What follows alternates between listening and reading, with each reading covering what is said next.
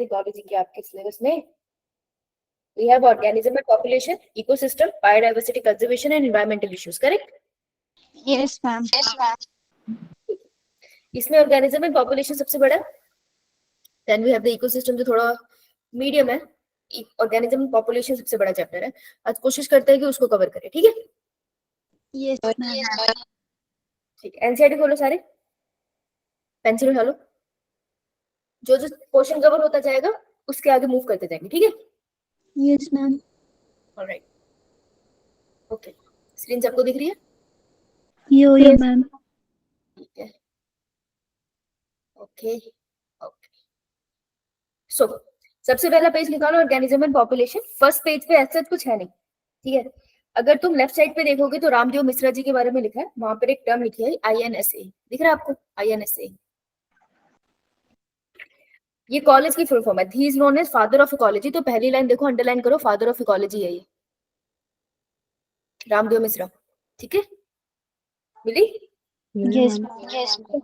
अब वर्ड आता है that is INSA, Indian national science academy.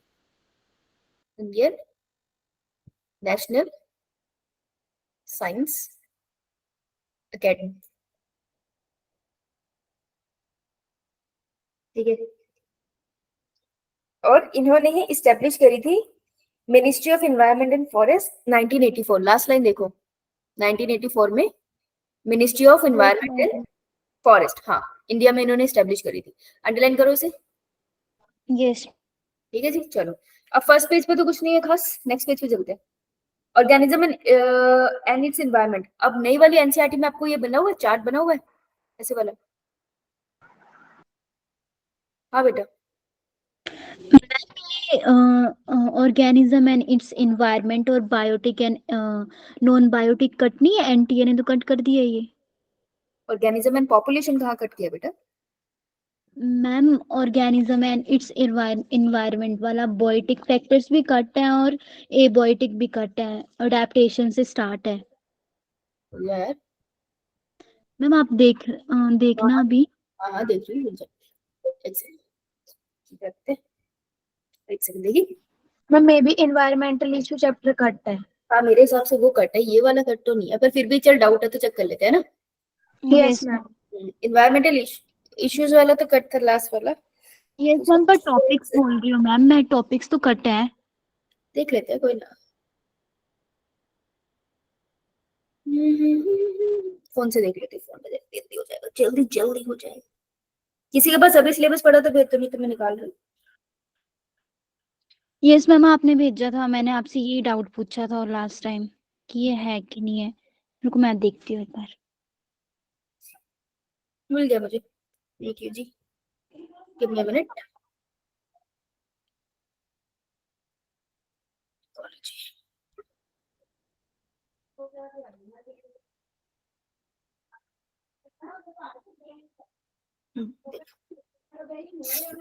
हाँ यहाँ पे ज्वाइन करा लेती हूँ.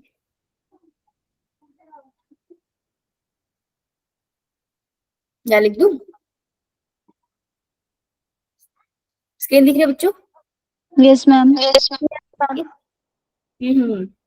इसमें इंटरेक्शंस का पार्ट, इंटरेक्शन तो है ही है, वो तो हमें पता ही है, इस चैप्टर के लास्ट में आते हैं ना, इसी चैप्टर के लास्ट में आते हैं. इसके अलावा जो हमारे पास ये वाला पार्ट है, age distribution, birth rate, death rate, basically population ecology पूरी है. यस मैम, पॉपुलेशन एट्रीब्यूट्स आ रहे हैं. ठीक है. यार जब भी ना कोई चैप्टर करता है ना, तो मेरे को चैप्टर काट के पढ़ाने में थोड़ा डर लगता है, क्योंकि चैप्टर्स ना एक दूसरे से लिंक होते हैं. मैं छोड़ तो दूं ये, लेकिन कहीं पे कोई टर्म आ जाएगी तो तुम फंस ना जाओ. बाकी क्या होगा तो मैं छोड़ दूंगा. पॉपुलेशन से स्टार्ट है, पेज नंबर मेरा तो पेज नंबर 220 है. तुम्हारा कौन सा है? 226 है. 226. नहीं बताऊं मैं तुम्हें, नहीं चाहते तो बताऊं तो छोड़ देता हूँ. कॉन्फॉर्मर रेगुलेटर्स नहीं जानना, करूँ आगे? बता दो मैम, क्या थोड़ा बहुत बता दो, क्या पता आ जाए. नहीं डायरेक्ट नहीं आएगा. होता क्या है ना, अगर तो कोई पूरा चैप्टर डिलीटेड है तो फिर तो उसके सारे टॉपिक डिलीट हो गए, है ना? जैसे ट्रांसपोर्टिंग प्लांट सारे डिलीट हो गए, चलो खत्म बात. लेकिन अगर कोई चैप्टर है और उसमें से कुछ सेक्शन डिलीट है, तो वो जो चैप्टर का पार्ट डिलीटेड है ना, वो किसी और चैप्टर से कंबाइन होके आ जाता है, वहां फंसा देता है। इसलिए थोड़ा सा मेरे को जब भी कोई चैप्टर का पार्ट डिलीट होता है तो वो चैप्टर मैं करा देती हूँ। मेरा तो ये लॉजिक है। नहीं तो 2 मिनट 5 मिनट के लिए सुन लो, क्या ही हो जाएगा। Yes ma'am. मैम वैसे ये पॉपुलेशन एट्रीब्यूट से स्टार्ट है, अगर वो कट गया है तो? हाँ, पॉपुलेशन इकोलॉजी से। इकोसिस्टम 2 पार्ट्स में डिवाइडेड है, एबायोटिक एंड बायोटिक। और बायोटिक। बायोटिक तो तुम पढ़ोगे, बहुत सारे पढ़ोगे आगे, सब में बायोटिक ही पढ़ते रहोगे। एबायोटिक में जो सबसे इंपॉर्टेंट था, इसको 4 पार्ट में डिवाइड कर दिया था। एक था टेम्परेचर, यस। फिर था वाटर, फिर था लाइट, सनलाइट, सॉइल, लास्ट में था सॉइल, है ना। ऑयल, जो सबसे सबसे एसेंशियल वाला था पार्ट था, जो सबसे एसेंशियल था वो था टेम्परेचर। टेम्परेचर। एसेंशियल, सबसे पहला। और टेम्परेचर के बाद कौन सा सबसे एसेंशियल था? फर्स्ट ये था, तो second water. Water. Second essential था वाटर। ठीक है। सनलाइट और टेम्परेचर को एक ही तरह, सॉरी, सनलाइट और हीट को एक ही तरह ट्रीट किया जाता था, है ना, एक ही बात थी, राइट। अगर हम बात कर लेते थे टेम्परेचर की, तो टेम्परेचर में कुछ टर्म आती थी और वाटर के साथ कुछ टर्म आती थी, जिसमें एक था यूरी और एक था स्टीनो। Yuri Yes. मतलब नैरो या फिर बहुत ज्यादा, मैम बहुत ज्यादा। यूरी मतलब था वाइड, वाइड रेंज, और स्टीनो मतलब था नैरो रेंज। Narrow range. अब तुम इसके आगे कुछ भी डाल दोगे, उस वर्ड का मीनिंग चेंज हो जाएगा, है ना। तो अगर मैं बोल दूं कि मैं एक चीज को बोल रही हूँ यूरी हेलाइन, हेलाइन मतलब नमकीन, तो ऐसा ऑर्गेनिज्म जो वाइड रेंज ऑफ नमकीन है, ऐसे एरिया में रहता हो। Wide range of saline water में सरवाइव कर सकता है ना। और अगर मैं यही बात लिख दूं स्टीनो स्टीनोथर्मल, इसका मतलब narrow range of temperature range में कैन सर्वाइव, है ना। मैम। ठीक है, ये 2 वर्ड्स के मतलब हमें पता है, करेक्ट। ये ठीक है। अगर मैं सनलाइट की बात करूं, आगे चलती हूँ, ये वाटर और टेम्परेचर तक मिलकर आ गया था, ठीक है। अगर मैं बात करूं सनलाइट की, आगे क्यों नहीं जा रहा। अगर मैं लाइट की बात कर दूं, तो लाइट के अंदर हमको याद रखनी थी PAR. PAR stands for photosynthetically active photosynthetically active. हाँ, तो ये कोई प्लांट के ऊपर रेडिएशन फॉल होती है जिसकी वजह से वो फोटोसिंथेसिस कर पाते हैं, right. Photosynthetically active radiation. Total sunlight में से लगभग सिर्फ 2% ही होती है जो प्लांट एक्चुअली यूज करते हैं फॉर फोटोसिंथेसिस, बाकी सारी तो रिफ्लेक्ट बैक हो जाती है या अनयूज फॉर्म में निकल लेती है, ठीक है। अगर हम बात करते हैं लाइट की, तो डीप सी बिल्कुल डीप सी में, जहां पर लाइट जा नहीं सकती है, वहां पर कौन से ऑर्गेनिज्म सर्वाइव करते हैं? फूड चेन के लिए रिस्पॉन्सिबल है red algae रिस्पॉन्सिबल, ठीक है, करेक्ट। अगर हम सॉइल की बात करें, इन द केस ऑफ सॉइल, तो सॉइल जो होता है वो क्या क्या डिटरमाइन करता है, मतलब अगर हम बात करें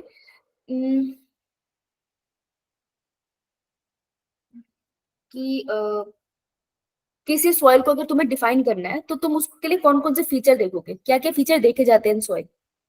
कॉम्पोजिशन, ग्रेन साइज और एरिगेट।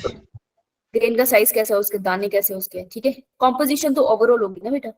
और हाँ, एरेशन, एरेशन मतलब उसमें ऑक्सीजन कितना अंदर जा पा रहा है, ठीक है। और उसकी वाटर होल्डिंग कैपेसिटी मैम आपकी वॉइस ब्रेक हो रही है हो रही है।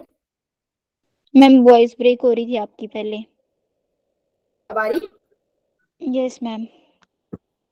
ठीक है। तो ये कुछ कैरेक्टरिस्टिक है जिसके ऊपर डिपेंड करता है कि सॉइल का पीएच कैसा होगा, है ना। तो किस तरीके की सॉइल उस एरिया में किस तरीके का प्लांट ग्रो करेंगे, तो ये कुछ सॉइल के कैरेक्टरिस्टिक्स होते थे, ठीक है। अगर हम आगे जाए, तो ऑर्गेनिज्म ना 3 कैटेगरी में डिवाइड हो जाते हैं, ठीक है। कुछ ऑर्गेनिजम्स हैं जिनको हम कहते हैं, हम ऐसा चार्ट बनाते थे छोटा सा, चले कहाँ गया, कहाँ गया जो मैंने लिखा है, ओके दैट्स गुड। एक मिनट अभी, चलो। तो हम एक ऐसे चार्ट बनाते थे, सबको दिख रहा है ना स्क्रीन? नीचे हम लिख लेते हैं एक्सटर्नल लेवल, कि एक्सटर्नली कैसे चल रहा है, और लिखते हैं इंटरनली कैसे चल रहा है। And we are actually talking about, you can say, environment के रिस्पेक्ट में। अगर हम बोल रहे हो तो टेक्निकली हम टेम्परेचर के रिस्पेक्ट में बात कर रहे हैं, ठीक है।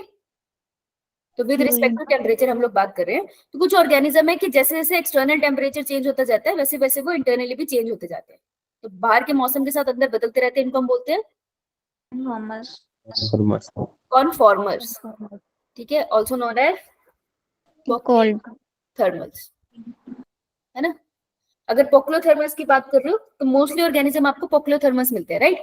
तो पोक्लोथर्मल ऑर्गेनिज्म कितने मिलते हैं? लगभग अराउंड 99% ऑफ एनिमल्स, यही है मैक्सिमम। तो एनिमल्स ऐसे ही हैं, ठीक है।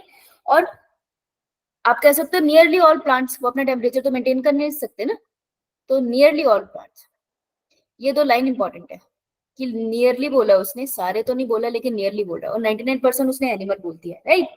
तो ये अपने टेम्परेचर को मेंटेन नहीं कर सकते। अब कुछ होते हैं रेगुलेटर्स। रेगुलेटर्स का क्या कॉन्सेप्ट होता है कि एक्सटर्नली जैसे मर्जी चेंज हो, इंटरनली उनको कोई फर्क नहीं पड़ता, ये होते हैं रेगुलेटर्स, Thank you, ma'am. है ना। रेगुलेटर्स के अंदर हम इनको दूसरा नाम क्या होता है इनका? होमोथर्म्स, राइट। और वार्म ब्लडेड, Yes, ma'am. अगर हम इसमें एग्जांपल देखते हैं तो हम कौन से एग्जांपल देखते हैं इसके अंदर? कौन होते हैं ये मोस्टली? ह्यूमन। मैं ह्यूमन तो नहीं बोलूंगी ना, बायो में क्या बोलूंगी? मैमल्स। तो इसमें एग्जांपल था हमारा ऑल मैमल्स, नहीं सॉरी ऑल बर्ड, एक एक्सेप्शन है इसमें। एनसीईआरटी अपनी लाइन को यहाँ पे कॉन्ट्राडिक्ट करेगा। देखो एनसीईआरटी खोलो, उसमें देखो क्या लिखा है, वहां लिखा हुआ है all birds and mammals, basically all mammals they are saying, लेकिन इसमें एक एक्सेप्शन है। एक्सेप्शन क्या है इसकी? हमिंग बर्ड, पता है आपको? Yes, ma'am. हमिंग बर्ड इसकी एक्सेप्शन है, ठीक है। हमिंग बर्ड होता क्या? वैसे तो बर्ड है, लेकिन this is a poikilotherm, it is a conformer, ठीक है। और इसके अलावा एक और एक्सेप्शन है श्रू। तो ये है तो मैमल, लेकिन ये वाला भी कैसा है? कॉन्फॉर्मर है, राइट। तो ये असर्शन रीजन में आता है कि ये दोनों कॉन्फॉर्मर तो है, तो इसका रीजन क्या है, ये कॉन्फॉर्मर क्यों है? क्योंकि इनका साइज बहुत छोटा है। तो एनसीईआरटी में देखो एक लाइन मिलेगी आपको, हीट लॉस एंड गेन। आप कॉन्फॉर्मल वाले में जाओ और वहां पे आप नीचे जाओ, नीचे से है 1 2 3 4 5 6 7 8 10th लाइन है, मिली? Yes ma'am. पढ़ी हुई है ना? जोर से पढ़। मैम कौन सी लाइन रिपीट करना एक बार? Thermoregulation is energetically expensive. Yes ma'am, मिल गई है। पढ़ियो। Thermoregulation is energetically expensive for many organisms. This is particularly true for small animals like shrew and hummingbirds. देखो सबको मिली? Yes ma'am. ध्यान से सुनना, ध्यान से सुनना। हीट लॉस और heat gain is a function of surface area. एक सेकंड, लाइट गई है, एक मिनट एक मिनट।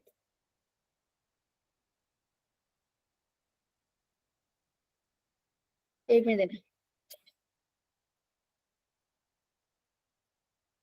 ओके, सुनो ध्यान से, एनसीईआरटी में सुनो। हीट लॉस और heat gain is a function of surface area since small animal have a large surface area relative to their volume. Surface area और वॉल्यूम का कॉन्सेप्ट समझते हो बेटा? हाँ या ना? क्या समझते हो बेटा? सरफेस एरिया मतलब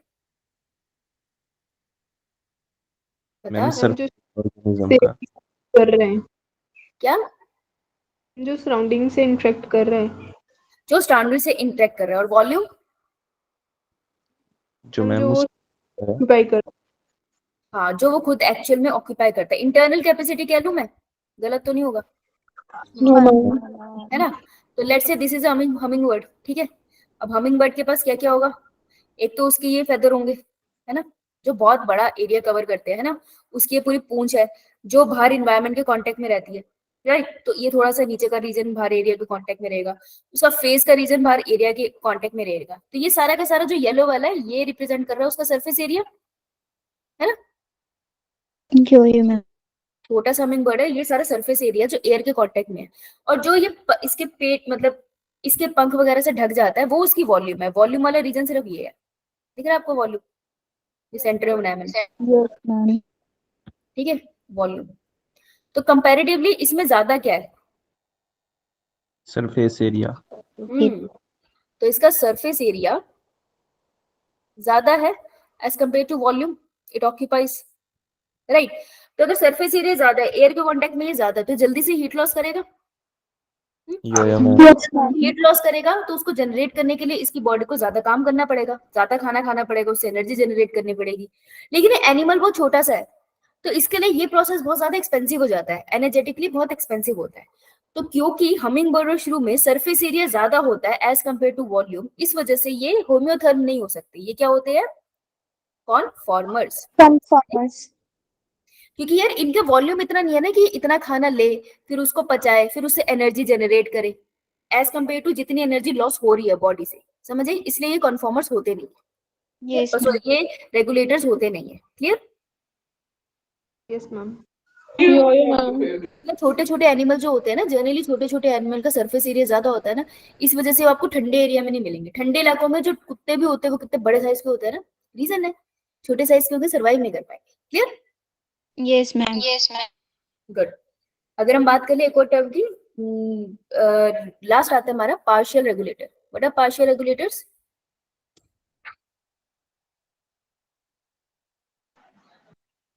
पार्शियल रेगुलेटर्स कैसे बनते हैं? पार्शियल रेगुलेटर्स वो होते हैं, तो पहले तो कन्फॉर्मर्स होते हैं एक हद तक, उसके बाद वो किसमें चेंज हो जाते हैं? Regulators. इसका एक एग्जांपल कराया था मैंने, दैट इज Squirrel. स्क्विरल। शाबाश, correct, good. Yes. Move to next page. अगर मैं माइग्रेट की बात करूं तो माइग्रेट का मतलब दूसरी जगह से नहीं, एक जगह से दूसरी जगह दूसरी जगह जाना। एक जगह से दूसरी जगह जाना। क्या मैं इसको बोल सकती हूँ हमेशा के लिए टेम्परेरी होता है? टेम्परेरी। Temporary. टेम्परेरी होता है, हाँ ये बात हमें पढ़नी है। इसमें सिर्फ एक एग्जांपल था जो आपसे नीट पूछता भी था, that is Colorado national park. हाँ, कोलोराडो नेशनल पार्क में जो ब्रह्मपुत्र में है राजस्थान के अंदर, वहां पे कौन विजिट करने आता है? Siberian cranes. हाँ, साइबेरियन क्रेन्स होती है जो वहां पर विजिट करने आती है। कौन से एनवायरमेंट में? हीट वाले। विजिट इन, बेटा In साइबेरियन cold क्रेन है। वाले। राजस्थान में कब आएगी? जब बहुत गर्मी होगी साइबेरिया में, या जब बहुत ठंड होगी? मैम ठंड होगी। एक्सट्रीम कोल्ड में वो यहाँ पर आके माइग्रेट करती है, फिर रिटर्न हो जाती है। तो ये माइग्रेशन का एग्जांपल था। अगर मैं सस्पेंड की बात कर रही हूँ, लास्ट वर्ड था हमारे पास सस्पेंड। सस्पेंड का मतलब है थोड़ी देर के लिए मरने की एक्टिंग करो। तो सस्पेंड कंडीशन में होता क्या है कि कोई भी ऑर्गेनिज्म है वो प्रिटेंड करता है, pretend to be dormant, dormant होने का प्रिटेंड करता है। व्हेन आई से डोरमेंट, डोरमेंट का मतलब क्या होता है? ऑर्गेनिज्म लिविंग है, यस, कि उसमें मेटाबॉलिज्म है, मेटाबॉलिक रिएक्शन हो रहे हैं तभी उसको लिविंग बोलते हैं। तो मेटाबॉलिज्म है लेकिन बहुत ही माइनर है, तो बहुत ही माइनर केमिकल रिएक्शन हो रहे होते हैं, ठीक है। और कंडीशन Yes. कैसी होती है? डोरमेंट कंडीशन चल रहा है ऑर्गेनिज्म, मतलब कंडीशन कैसी है बाहर की? अनफेवरेबल। समझ आई? Yes, ma'am. Clear? Yes, ma'am. बहुत बढ़िया। अब अडेप्टेशंस पे आ जाए। Yes, ma'am. देखो एनसीईआरटी खोलो, नेक्स्ट पेज पे चलते हैं। अगर मैं अडेप्टेशंस की बात करूं तो देखो इसमें जो इंपॉर्टेंट है वो एग्जांपल्स ही है, क्योंकि वो तुमसे इसी से तो क्वेश्चन पूछेंगे ना, क्या ही पूछ लेगा, है ना। तो अगर मैं अडेप्टेशन की बात करूं तो इसमें तुमसे एग्जांपल ही पूछेगा। सबसे पहला पैराग्राफ देखो, सबसे पहले पैराग्राफ में अडेप्टेशन की डेफिनेशन लिखी है, Yes, बेटा पढ़ ma'am. के सुनाइयो, गौर से पढ़ बेटा। अडेप्टेशन इज एनी एट्रीब्यूट वाली लाइन पढ़ी, अबे पढ़ दो कोई। Adaptation is any attribute of the organism, morphological, physiological behavior that enables the organism to survive and reproduce in its habitat. Many बस adaptations बस have बस बस गुड। तो अडेप्टेशन में क्या याद करना है कि पहले तो अडेप्टेशन होती क्यों है? क्योंकि ऑर्गेनिज्म अपने एनवायरनमेंट में सर्वाइव करे। देखो पर्पस क्या है इसका? दो, पहला कि ऑर्गेनिज्म क्या कर जाए, survive, और दूसरा सर्वाइव करके वो क्या कर पाए, reproduce. हाँ, इसके दो पर्पस है, ठीक है। और जो अडेप्टेशन है, अडेप्टेशन में किस तरीके के चेंजेस आ सकते हैं, किस तरीके से ऑर्गेनिज्म अडेप्ट कर सकते हैं? डिपार्टमेंट मॉर्फोलॉजिकली अडेप्ट कर सकता है, मतलब अपने फीचर को चेंज कर ले। और बिहेवियर फिजियोलॉजिकली बॉडी के अंदर के जो फंक्शनिंग है उसको थोड़ा चेंज कर ले। बहुत गर्मी है, जैसे पानी की कमी है तो रास सिस्टम एक्टिवेट हो जाता है बॉडी में, है ना। फिजियोलॉजिकली अडेप्ट कर रहा है और बिहेवियरली भी अडेप्ट कर रहा है। खाने में बहुत कंपटीशन है तो दिन की जगह रात को हंटिंग कर रहे हैं, है ना। तो 3 चीजें हम कर सकते हैं फॉर द अडेप्टेशन, और उसका पर्पस क्या है? 2 पर्पस है। क्लियर? Yes, ma'am. इसको ऐसे लिखो और बुक के साइड में लिख लो।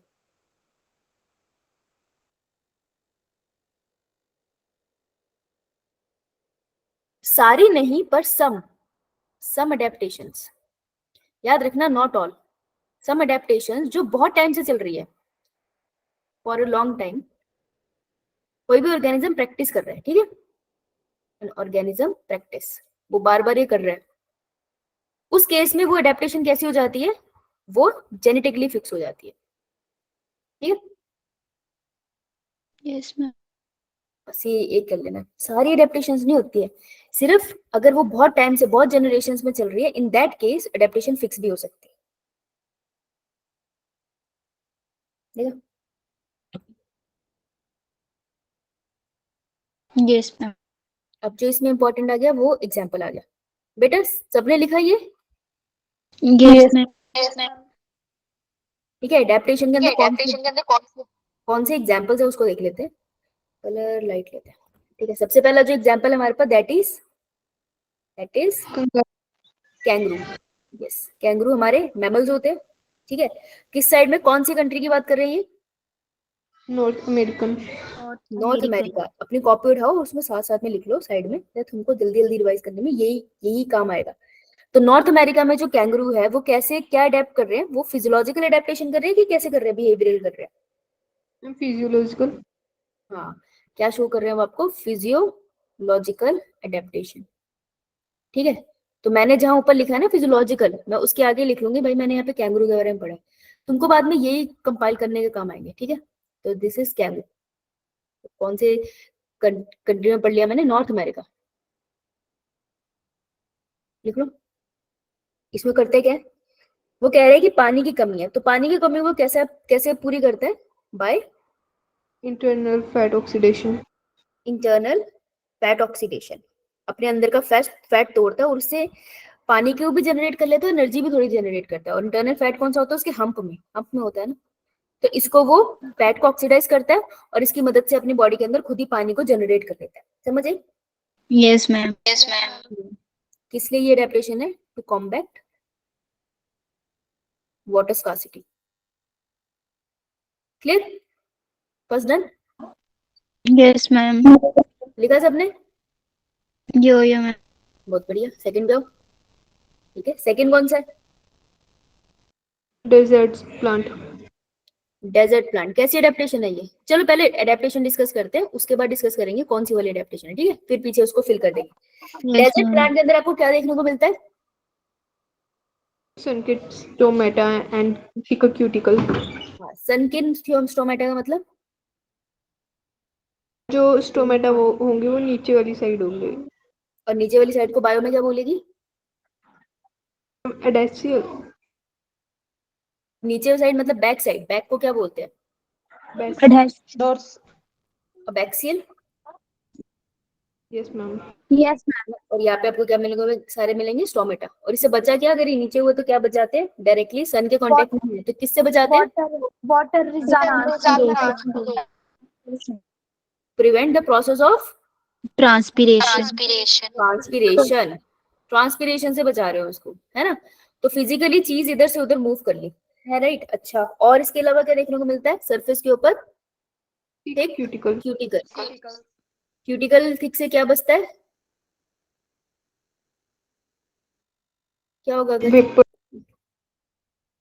वाटर लॉस कम होगा हाँ, तो prevent which process? Transpiration. Transpiration. तो इसने अपने पत्तों में ऊपर नीचे कुछ कर लिया ना, इसके अलावा और कुछ करता है? देखो और कोई प्रोसेस है? अच्छा they also have Chem. Crassulacean acid metabolism. ये कैम साइकिल होती है जिसमें होता क्या है? स्टोमेटा कब क्लोज रहते हैं? दिन वाले time. Day time, morning. Open कब होते हैं? Night time. में।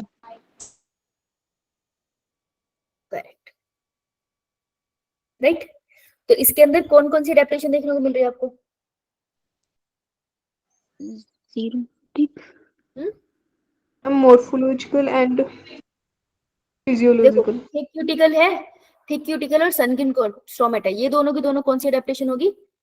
मॉर्फोलॉजिकल। मॉर्फोलॉजिकल। मॉर्फोलॉजिकल मतलब जो बाहर से होगी ना, फीचर में उसके, एक तरह से फीचर में आ गई उसके, उसके ऊपर क्यूटिकल है तो देख सकते हैं ना क्यूटिकल, राइट। तो सनकिन स्ट्रोमेटा भी अपनी पोजीशन से खिसक रही है, ठीक है, तो उसके फीचर में प्रॉब्लम है, चेंज आ गया, तो वो मॉर्फोलॉजिकल हुआ। कैम जो है उसका एक प्रोसेस था अंदर, वो चेंज हो गया, तो this would be physiological. Physiological adaptation. समझ आया यस मैम। बेटा? पीछे जा। तो मॉर्फोलॉजिकल अंदर मैं कौन सी लिखूंगी? सनकिन स्टोमेटा एंड क्यूटिकल। क्यूटिकल। इसमें इन डेजर्ट प्लांट ऐसे लिख दूंगी मैं, डेजर्ट प्लांट। और फिजियोलॉजिकल में मैं और क्या एंड करूंगी? कैम इन डेजर्ट प्लांट, लिख लो। Yes ma'am. ठीक है। अब इसने एक एग्जांपल भी दिया है। कौन से प्लांट का दिया है? ओपनशिया। ओपनशिया। ओपनशिया, अंडरलाइन करेंगे, ओपनशिया डेजर्ट प्लांट है। तो इसमें क्या है? Yes, ma'am. इसमें लीव्स ही नहीं है, लीव्स की जगह क्या है? स्पाइंस। स्पाइंस, कांटे लग गए हैं, या फिर उसकी स्टेम है जो फोटोसिंथेसिस का काम करते हैं, तो लीफ रिड्यूस हो गए, है ना। तो ये कैसी एडेप्टेशन है? देख के हो रही है, पता चल रही है फिजियोलॉजिकल। बेटा? मॉर्फोलॉजी का मतलब है तुझे देख के पता चल रही है, फिजियोलॉजी का मतलब है अंदर का प्रोसेस है, तो ये वाली कैसी एडेप्टेशन थी? मॉर्फोलॉजिकल। अपंशिया, इसी के आगे लिख लो अपंशिया,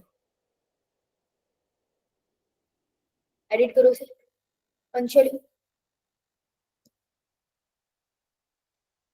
ना।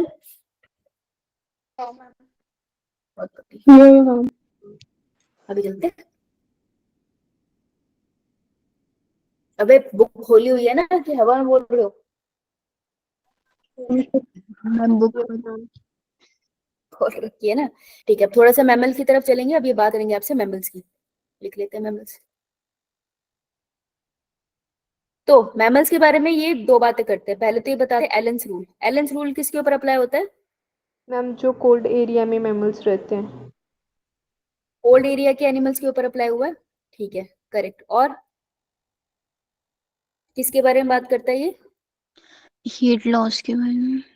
बॉडी एक्सट्रीमिटीज की में से हीट लॉस की बात करता है ना। बॉडी एक्सट्रीमिटीज का मतलब है आईज, ईयर्स, हैंड्स, फिंगर्स, समझी? Yes ma'am. तो याद रखना कि एक्सट्रीमिटी के बारे में बात कर रहे हैं, ओवरऑल बॉडी की बात नहीं कर रहे हैं। हाँ बेटा बोल। मैम आईसी से भी हीट लॉस होता है। एक्सट्रीमिटी वर्ड का मीनिंग बता रही हूँ मैं, हटा देती हूँ अगर कंफ्यूज होगी तो। एक्सट्रीमिटी वर्ड का मीनिंग बता रही थी मैं, एक्सट्रीमिटीज का मतलब ही होता है, ठीक है। Yes ma'am. ठीक है। तो ये क्या बोलता है कि जो लोग ठंडे एनवायरनमेंट में रहते हैं उनकी एक्सट्रीमिटीज कैसी होती है? Shorter ears. हाँ, कोल्ड एनवायरनमेंट में एक्सट्रीमिटी विल बी स्मॉल। क्यों? क्योंकि सरफेस एरिया है ना, सरफेस एरिया हमारे लिए तो यही है जो बाहर की चीजें इन कांटेक्ट में है, तो वॉल्यूम के कंपैरिजन में हमारा सरफेस एरिया ज्यादा हो जाता है, ठीक है। इस वजह से हमारी एक्सट्रीमिटी थोड़ी छोटी होती है, राइट। एलन रूल्स की एक ये बात थी। उसके अलावा अगर हम बात करते थे, एक एग्जांपल ये था, दूसरा एग्जांपल हमारे पास आता है polar seals. Aquatic mammals like हमारी सील्स हो गई। तो सील्स के केस में आपको क्या देखने को मिलता है कि उनके पास क्या होता है? बहुत ठंडे एरिया में रहती है, तो what they have? Thick fat. Blubber होता है उनके पास, है ना। ये किस काम में मदद करता है? हम उन्हें ठंड से बचाते प्रोटेक्ट करता है सन से, राइट। तो act as an insulator and reduce loss of body heat. Reduce body heat. जल्दी से फैट से हीट क्रॉस करके नहीं जा सकती, तो एक तरह से मोटी लेयर होती है जो हीट को लॉस नहीं होने देती बॉडी से, ठीक है जी, क्लियर? Yes ma'am. ठीक है। अब नेक्स्ट पैराग्राफ में देखो, अलग अलग चीजें बता रहा है, एडेप्टेशन की बात कर रहा है ना। अब एक और एडेप्टेशन बता रहा है जिसको मैं बोल सकती हूँ, अच्छा ये एडेप्टेशन कौन सी हो गई, ये दोनों जो है मॉर्फोलॉजिकल। Morphological. Morphology। जब भी फिजियोलॉजी में कंफ्यूजन हो तो समझ लेना बॉडी का function, digestive system, circulatory system, respiratory system, इसमें कुछ फर्क पड़ा है तो वो होगी ना फिजियोलॉजिकल। अब अगली कंडीशन है एल्टीट्यूड सिकनेस। एल्टीट्यूड सिकनेस में कौन सी वाली दिखती है आपको एडेप्टेशन? Physiological. फिजियोलॉजिकल। और उसमें होता क्या एल्टीट्यूड सिकनेस? आरबीसी का काउंट कम हो जाता है। आरबीसी का काउंट कम हो जाता है, अच्छा कैसे है? जब हम हिमालयास में जाते हैं तो वहाँ पर ऑक्सीजन ऑक्सीजन लेना बहुत मुश्किल अब होता तो है। आरबीसी कैसे कम हो गए? बढ़ मैम जाता वहाँ पे है। आरबीसी नहीं बनते हैं। मैं तुम भांग भी के आए हो हैं, कुछ ही बोल रहे हो। ऑक्सीजन की कमी हो जाती हुआ है। क्या, हुआ क्या? एल्टीट्यूड सिकनेस से ऑक्सीजन की कमी होती है क्योंकि ज्यादा हाइट पे जाने से ऑक्सीजन कम होता है क्योंकि वहाँ पे पार्शियल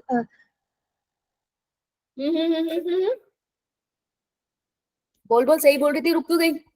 पार्शियल प्रेशर वहाँ पे कम होता है। हाँ, माउंटेन्स पे जो ओवरऑल प्रेशर होता है गैसेस से कम होता है, तो पार्शियल प्रेशर ऑक्सीजन का हो गया लो।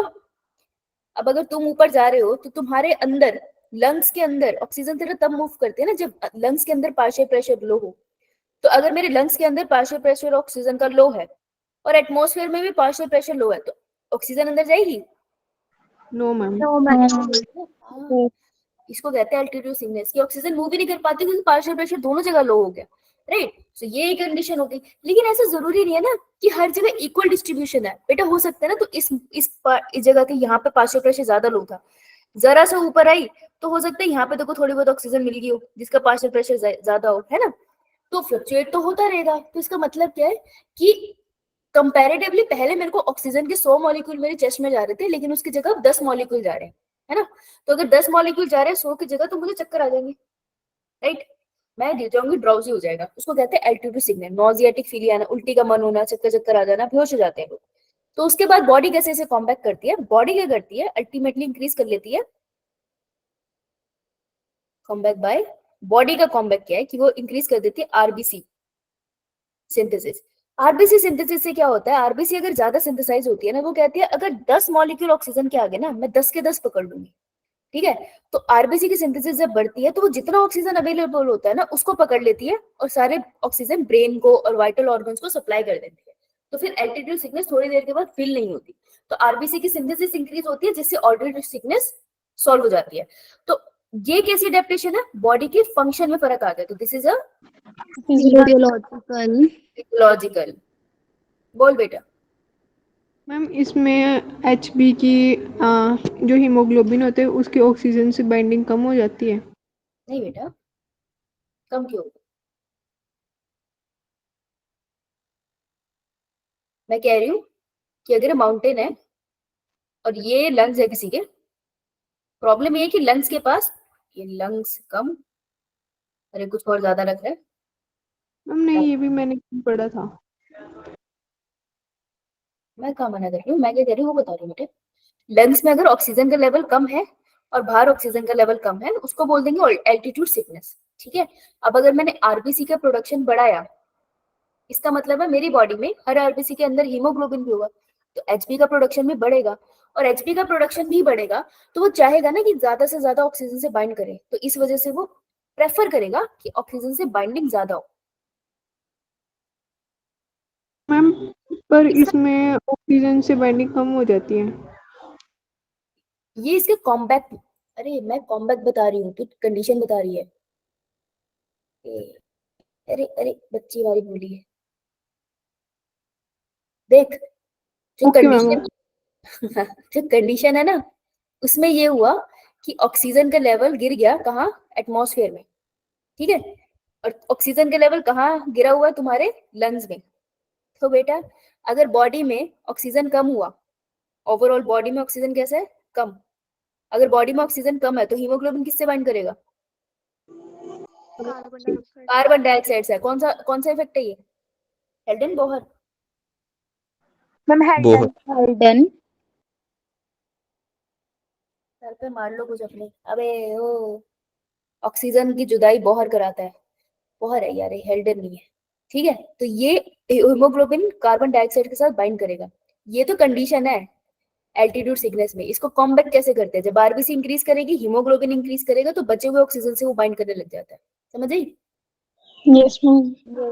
तो अब यहाँ पर प्रेफर होगा हीमोग्लोबिन और ऑक्सीजन का मेल। अगर ये ना होता ना तो एल्टीट्यूड सिकनेस से लोग उभर थोड़ी पाते, मर जाते हैं यार, लेकिन उभर जाते हैं।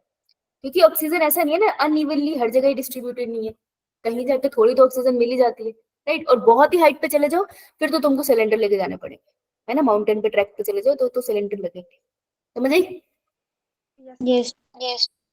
ठीक है, मनीषा समझ आई? ये मनीषा ही थी ना? Yes ma'am. ठीक है। आगे देखते हैं। हम्म यार एक लिजर्ड थी। अरे भैया रखना है, कहाँ जा रहे हो आप? हाँ, अब आते हैं हम लिजर्ड के ऊपर। रुको और स्लाइड्स ऐड कर ले जरा। क्लास एग्जाम्पल है डेजर्ट लिजर्ड। डेजर्ट लिजर्ड का क्या एग्जाम्पल है बताओ भाई?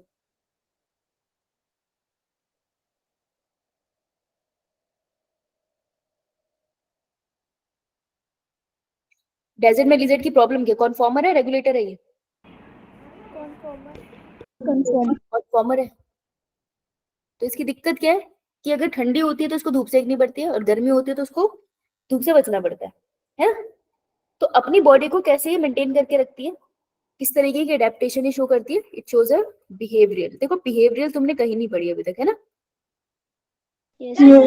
तो बिहेवियर एडेप्टेशन का ये एग्जांपल है, इसलिए ये इंपॉर्टेंट हो जाता है क्योंकि अकेला तो पढ़ रहे हो। बिहेवियर एडेप्टेशन ये करती क्या है, क्या करती है ये? हम ठंडी में धूप में बात करती इन कोल्ड एनवायरनमेंट ये क्या करती है, पहले तो ये जाती है बास्क इन सन, सेकती है सन को, है ना। फिर जब वो बहुत ही गर्म हो जाता है फिर run and hide in sand. Desert में रहती है ना तो सैंड में जाकर छुप जाती है, राइट। तो अपनी बॉडी को मेंटेन करके रख लेती है। समझ आई? तो दिस इज बिहेवियर एडेप्टेशन, होने का जो काम कर रही है। क्लियर? Yes ma'am. ठीक है, बहुत बढ़िया। तो इसी के साथ एडेप्टेशन सम अप होता है। एक बार सम अप कर ले एडेप्टेशंस। अब अगर तुम साथ साथ लिख रहे हो तो तुम मुझे बताओगे सबसे पहले कौन सी एडेप्टेशन पढ़ी है। एडेप्टेशन मतलब किस तरीके की, 3 तरीके की एडेप्टेशन मैंने पढ़ी है। Morphological behaviour and morphological behaviour and physiological. Physiological. Morphological के एग्जांपल बताओ, पहला कौन सा केस पढ़ा है? सनकन और कंगारू रैट। सबसे पहले डेजर्ट प्लांट में हमने पढ़ लिया सनकिन, स्टोमेटा एंड क्यूटिकल। ठीक है, उसके बाद बेटा बोल मॉर्फोलॉजिकल। और कुछ पढ़ा है? कंगारू रैट वाला। फिजियोलॉजिकल है। फिजियोलॉजिकल है सवाल। मॉर्फोलॉजी के बाद इसके पास कुछ नहीं है, और पंछिया खा गए। Yes ma'am. और पंछिया में स्पाइंस बन जाते हैं ना। Yes ma'am. और कुछ और कुछ मॉर्फोलॉजिकल? इसमें स्टेम से रेस्पिरेशन होता है। एलन रूल और सील्स वाला। हम्म हम्म उसके बाद हम लोग आते हैं फिजियोलॉजिकल। फिजियोलॉजिकल के अंदर कौन सा पढ़ा है? Kangaroo rat. कैंगेरू रैट में क्या होता है? ऑक्सीडेशन होती है फैट फैट की। ऑक्सीडेशन हो जाती है उसके हम्प में, करेक्ट। और कुछ? Common desert plant. Cycle in open shape. Desert plant, उसके अंदर स्पेसिफिकली इन्होंने मेंशन भी करा था पंछिया। पंछिया नहीं, वैसे पंछिया में भी होता है ये, लेकिन डेजर्ट प्लांट उन्होंने जनरल बोला था। और इसके अंदर आपको कौन सी साइकिल देखने को मिल जाती है? Camp cycle. करेक्ट। और कुछ चेक करो। Ma'am altitude sickness. हाँ,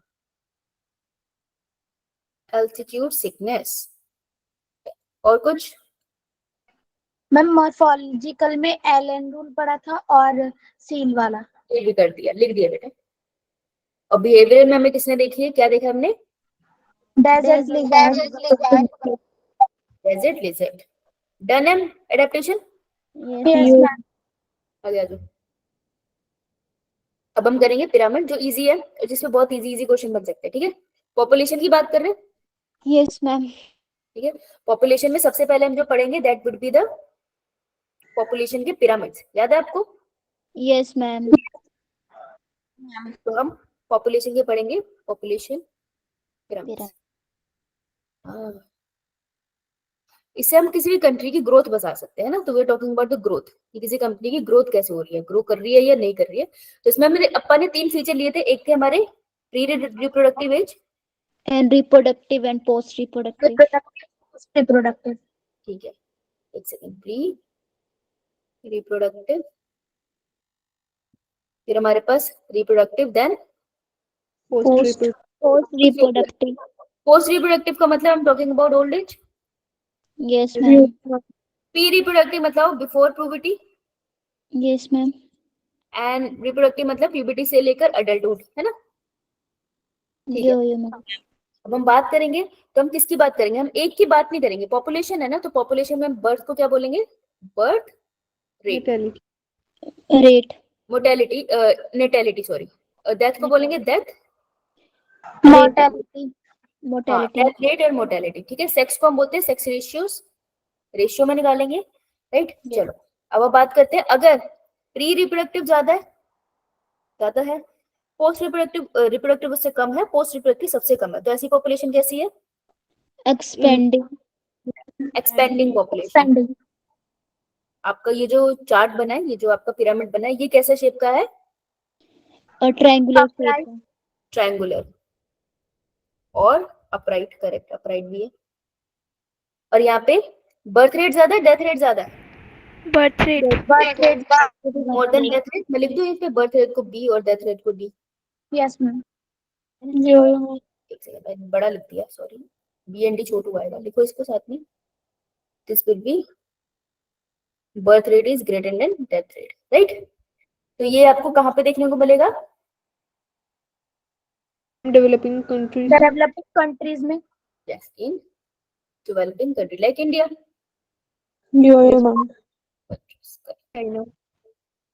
अब अगर नेक्स्ट पिरामिड है, बहुत पास से हमने देखा, हमने कहा था ना एजेस देखने हैं तुमको, कॉर्नर्स देखने हैं तुमको पिरामिड को, तो तुमको पता चल जाएगा कैसा पिरामिड है, राइट। नेक्स्ट वाला देख लेते हैं। नेक्स्ट वाले पिरामिड में हमको देखने को मिल रहा है कि बर्थ रेट, जितना भी बर्थ रेट है उसका, सॉरी प्री रिप्रोडक्टिव फेज है, वो जो रिप्रोडक्टिव है वो भी लगभग सेम है। तो मैं इसको, रुको यार, मैं अलग कलर से बना दूं, Yes, ma'am. नहीं तो कंफ्यूजन हो जाएगी कौन सा क्या है, सेम लग रहा है। तो जो रिप्रोडक्टिव है वो भी इतना है, ठीक है, फिर टाइम के साथ वो थोड़ा कम हो गया है, इसलिए इसको 2 पिरामिड में दिखा देते हैं। और उसके बाद पोस्ट रिप्रोडक्टिव अभी भी कम है, सबसे कम हमारे पास पोस्ट रिप्रोडक्टिव है, ठीक है। तो लेट्स से पोस्ट रिप्रोडक्टिव हमारे पास अभी भी सबसे कम, राइट। तो यहाँ पे जो हमें देखने को बड़ी इंटरेस्टिंग चीज मिल रही है ये, कि ये जो हमारा प्री रिप्रोडक्टिव है और जो हमारा रिप्रोडक्टिव है, तो यहाँ पे भी मैं इसको ब्लू कर दूं तो हमारे लिए ज्यादा इजी हो जाएगा, है ना। ठीक है, तो प्री रिप्रोडक्टिव और रिप्रोडक्टिव ऑलमोस्ट सेम है, करेक्ट। Yes, ma'am. मैं कह सकती हूँ birth rate is almost equal to death rate. Yes, ma'am. Yes ma'am. मतलब जो हमारा पिरामिड है ये कैसा है? Stable. स्टेबल, है ना। इसी को हम कह सकते हैं मैच्योर, बेल शेप। Yes, ठीक है। ma'am. और कैसी शेप है? Well shape. Well shape. Bell shape है। इस कहाँ पे मिलेगा आपको ये? Developing countries. Developed countries,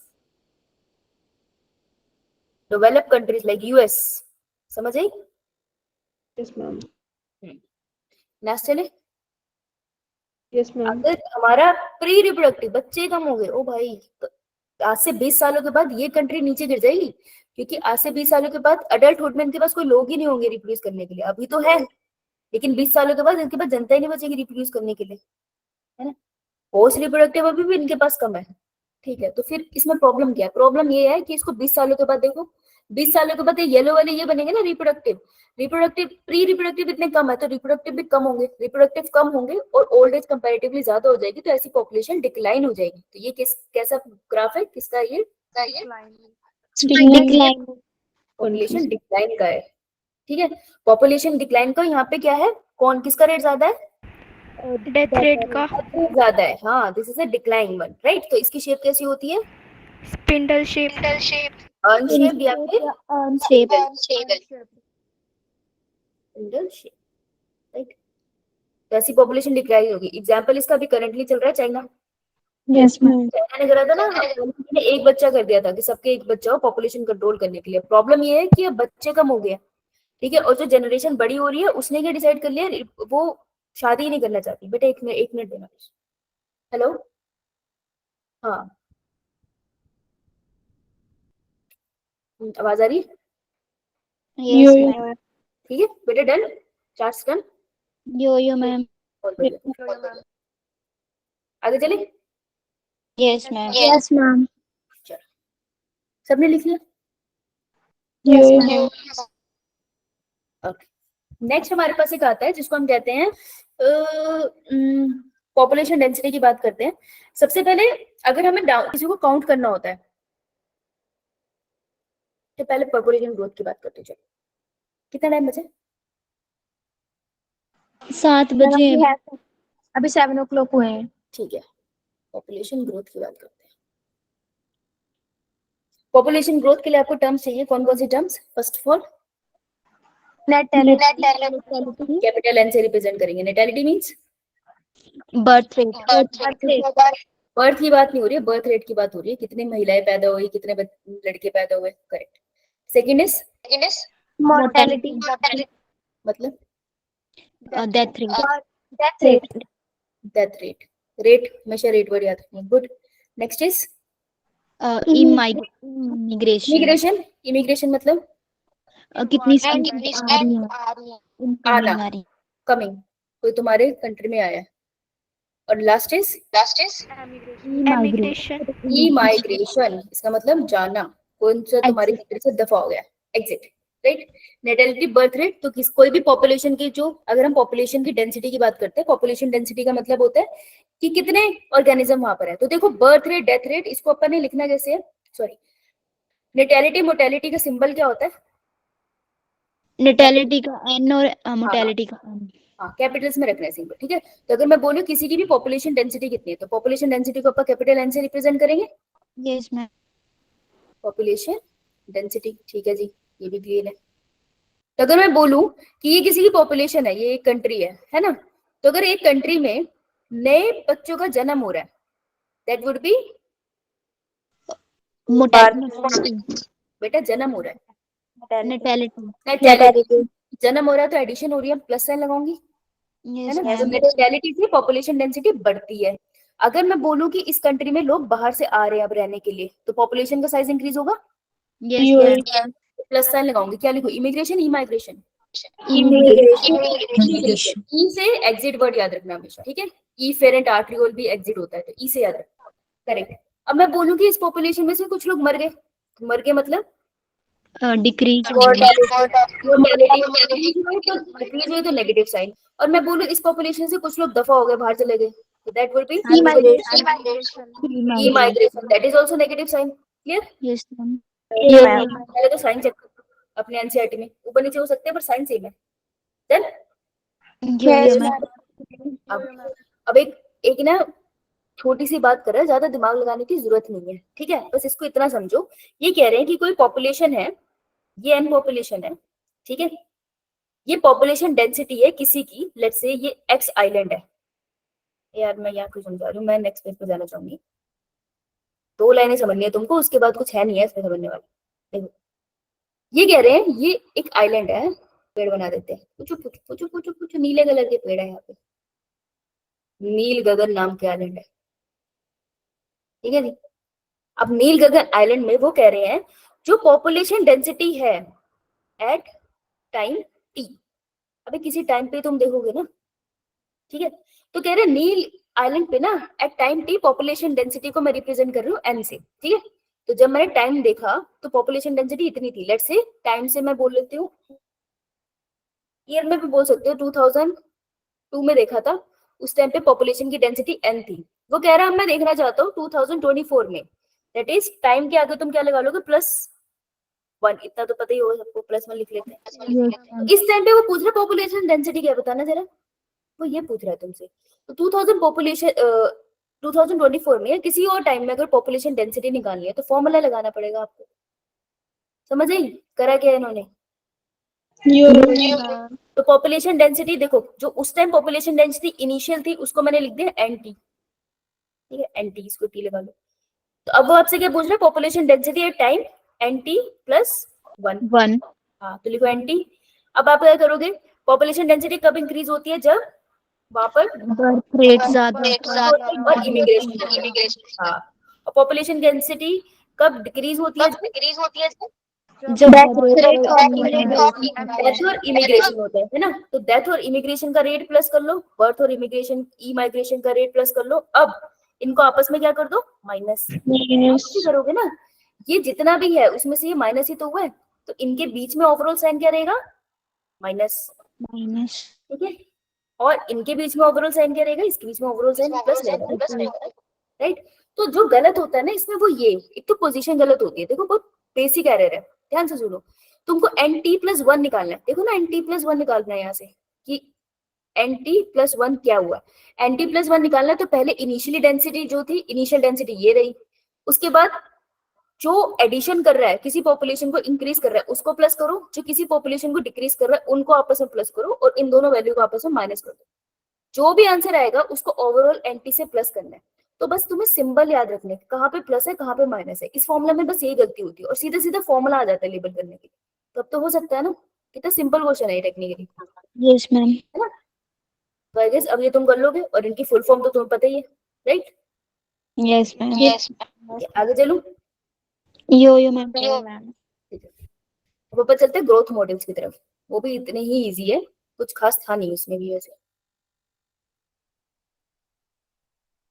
growth models क्या है, किसी भी पॉपुलेशन की ग्रोथ बताते हैं। जैसे ऐसा नहीं होता कि हम बोले कि अमेज़न रेन फॉरेस्ट में पहले चींटियां इतनी थी, अब कितनी चींटियां रह गई। जब तुम पढ़ते हो ना कहीं पे भी कि किसी की पॉपुलेशन डिक्लाइन हो रही है, टाइगर पॉपुलेशन डिक्लाइन हो रही है, तो इन सबको इकोलॉजिस्ट स्टडी करते हैं ऐसे ही कुछ मॉडल्स लगा के।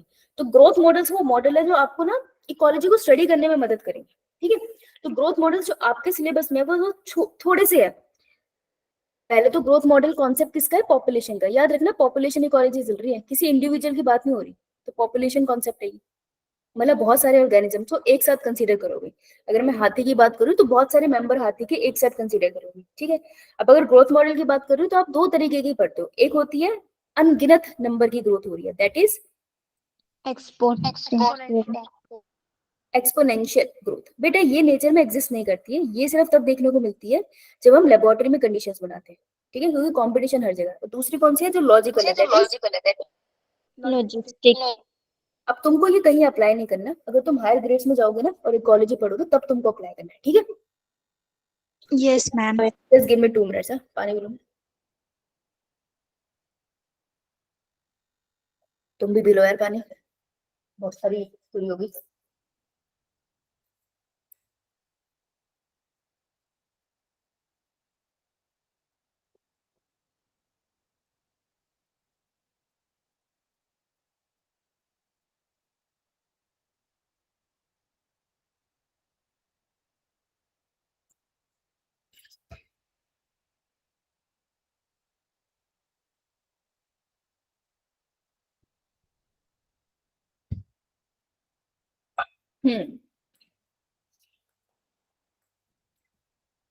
यहाँ पे गर्मी बहुत ज्यादा है तो हम खाली पानी नहीं पीते, हम दही डाल के पीते हैं। मैम यहाँ पे ठंडा तो हम बिहेवियर हो गए।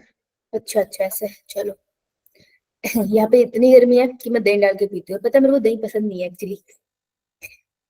आज तक मेरी मम्मी मुझे बचपन से आज तक दही नहीं खिला पाई, और देखो जिंदगी के दिन आ गया कि मैं खुद दही खरीद के खा रही हूँ। कभी कभी मुझे मेरे हालातों पे हंसी आती है। मैम पानी में पी रहे हो दही मिला के? नहीं, दही में पानी मिला के पी लो दोस्त। समझ नहीं आपको। बेटा ये इतनी गर्मी है ना कि अगर मैंने पिया नहीं ना तो मेरी मौत हो सकती है। मैम तब भी दही में पानी। पानी में अगर दही मिलाओ तो वो लस्सी बन जाती है, तो पीते हैं। हाँ हाँ मैम वही। अब तो लस्सी पीना क्या बुराई है? नहीं मैम आप लस्सी नहीं पी रहे, आपने अभी अभी डाला है दही में पानी, वो उसके प्रोसेस होती है लस्सी बनाने की। कभी कभार मन करता है अपनी तलवार निकालूं और इसको काट दूं। मैम यहाँ तो बारिश हो रही है। हाँ मैंने मैम इधर रात को बारिश हुई है और ठीक है सुना है मैंने, बारिश हो रही है, ज्यादा उछलो मत, अगले महीने मैं सिक्किम घूमने जा रही हूँ, ठीक है? तो मेरे मुंह पे ना ज्यादा मौसम मत मारा करो। भाई बड़े फोटो डालूंगी मैं, देख लेना। मैम हमारे यहाँ तूफान की वजह से एक छोटी सी बच्ची की डेथ भी हो गई। ओ गॉड, दैट्स वेरी सैड यार। यहाँ पे बहुत गर्मी है, तो मैं ये कह रही थी कि हाँ यार ये बहुत बुरी न्यूज थी वैसे। अच्छा तो मैं कह रही थी कि एक्सपोनेंशियल और लॉजिस्टिक ग्रोथ, तूने ऐसी बात बोल दी मैं इससे ज्यादा कुछ कह नहीं पाऊंगा बेटा। एक्सपोनेंशियल और लॉजिस्टिक ग्रोथ, बेटा एक्सपोनेंशियल ग्रोथ बैक्टीरिया वाले केस में भी दिखती है, ये बैक्टीरिया से कंबाइन करके क्वेश्चन दिखते हैं, बस यहीं पे मेरे को डर लगता है कि नीट वाले आधा आधा बायो तो काट रहे हैं, लेकिन बायो तो इंटरलिंक थी, तो पता नहीं इंटरलिंक टॉपिक का ये क्या करेंगे, किसी दिन बच्चे खा जाएंगे मुझे ऐसा लगता है। चलो बात कर लेते हैं एक्सपोनेंशियल ग्रोथ और लॉजिस्टिक ग्रोथ। लॉजिकल ग्रोथ ही लॉजिस्टिक ग्रोथ है, यही तुम, अरे रियल वर्ल्ड में ये दिखेगी, पहले तो ये लिख लो, रियल वर्ल्ड वाली यही है, और एक्सपोनेंशियल ग्रोथ है अपनी लेबोरेटरी कंडीशन वाली, वहां दिखेगी आपको, हम क्रिएट कर सकते हैं, ठीक है? अब इसमें क्या क्वेश्चन बनेंगे यार, ये देखने में लगता है बहुत डिफिकल्ट है, ये बहुत इजी सा है, सीधा सीधा सा फॉर्मूला है, तुमको कौन से इसके बहुत सारे फॉर्मूले की डेरिवेशंस है, तुमको इतने ही आते हैं, किस्मत अच्छी है तुम्हारी, कोई पोस्ट ग्रेजुएशन में आओ रुला देते हैं, इतने फॉर्मूले हैं इसके, ठीक है? अब एक्सपोनेंशियल ग्रोथ में वो तुमसे क्या पूछ लेंगे, पहला पूछेंगे कंडीशन, दूसरा पूछेंगे ग्राफ, तीसरा पूछेंगे उसका फॉर्मूला, ठीक है? यही yes, पूछेंगे। अब तुमको पता ही है 3 क्वेश्चन आने हैं, तो 3 क्वेश्चन ही प्रिपेयर कर लेना, फिर क्या दिख रहा है, पहले वो पूछेंगे कंडीशंस, ठीक है? दूसरा पूछेंगे वो ग्राफ, ग्राफ तो तीसरा पूछ लेंगे इधर से फॉर्मूला। फॉर्मूला। आज हम कंडीशन कर लेते हैं। एक्सपोनेंशियल ग्रोथ का मतलब है कि जो भी बावले ऑर्गेनिज्म है उसको तुमने अनलिमिटेड क्या दे दिए, resources yes, fruits plus space, उसी को रिसोर्सेज कहते हैं, रहने की जगह और खाना कैसा दिया है तुमने, अनलिमिटेड बेटा जब अनलिमिटेड भोजन आ ले तुम दोगे तो उसका मतलब क्या है, पॉपुलेशन कैसे ग्रो करेगी, unlimited unlimited. Growth like crazy, crazy हो जाएंगे, बावले हो जाएंगे, बच्चे बच्चे बच्चे बच्चे बावले हो गए। तो इस कंडीशन में अगर मैं बोल दूं कि क्या क्या कंडीशंस फॉलो होगी, थोड़ा यहाँ लिख दूं कंडीशंस को, यस मैम। Yes ma'am. यार बात बताओ, मैं तुमसे पूछती तो हूँ, अगर तुम मेरे को मना करोगे तो क्या मैं लिखूंगी नहीं? No ma'am. सोचने की, है ना, ये मैम। है सोचने की बात है ना, तो मैं बोल दूं कि क्या क्या कंडीशंस है यहाँ पे, लिख ले यार बेटा, क्योंकि इसी से क्वेश्चन बन जाएगा, तो हम वही क्वेश्चन ही खत्म कर देते हैं, 4 नंबर का क्वेश्चन ही खत्म कर देते हैं। सबसे पहले रिसोर्सेज कैसे हैं, अनलिमिटेड तो लिख लो साथ साथ में अनलिमिटेड, कष्ट कर, एनसीईआरटी की साइड में लिख ले, ज्यादा दिमाग लगाने की जरूरत नहीं। ये कैसी पॉपुलेशन होती है, इसे हम बोलते हैं आर सिलेक्टेड पॉपुलेशन, ये बता देती हूँ, ठीक है? ये दोनों टॉपिक दोनों ग्रोथ कराने के बाद समझाऊंगी, ओके? आर सिलेक्टेड पॉपुलेशन है, अगर थोड़ा पेपर डिफिकल्ट हुआ तो पूछ लेंगे, वैसे तो हायर क्लास का कॉन्सेप्ट है ये। पॉपुलेशन का साइज जो होता है वो कैसा होता है इस केस में, स्मॉल होता है। वो तो होते हैं ये छोटे मोटे ऑर्गेनिज्म, बड़े बड़े पेड़ नहीं आते इसमें। इनका जो फिकंडिटी होता है, फिकंडिटी मतलब बर्थ रेट, फिकंडिटी म्हणजे बर्थ रेट, कैसा होता है इनका बर्थ रेट, हाई, बावले है ये, हाई है, हाई हाई हाई, ठीक है? इनमें पोस्ट नेटल केयर देखने को मिलेगी, जन्म के बाद माँ बाप देखभाल करेंगे, no ma'am. Care is, post natal care is absent. अगर मैं बोलूं ऐसे ऑर्गेनिज्म की लाइफ साइकिल कैसी होगी, स्मॉल और लार्ज, स्मॉल। स्मॉल स्मॉल, हाँ। और इनके केस में क्या है, इन्वायरमेंटल डिस्टर्बेंस कम नहीं है नहीं है, डिस्टर्ब इन्वायरमेंटल डिस्टर्बेंस, इसको रहने देते हैं, ठीक है? तो ये कैसे ऑर्गेनिज्म है, हेलो, देखो नहीं करा इसमें, हेलो, मैम वो ठीक है। ठीक है, चुड़ैल वाली हरकतें करते हो तुम, हाँ? इस क्लास में मैम सिर्फ एक चुड़ैल हो सकती है, मैं हूँ। ये कैसे ऑर्गेनिज्म है? ये ऑर्गेनिज्म वही वाला ऑर्गेनिज्म है जिसकी एक्सपोनेंशियल ग्रोथ होती है।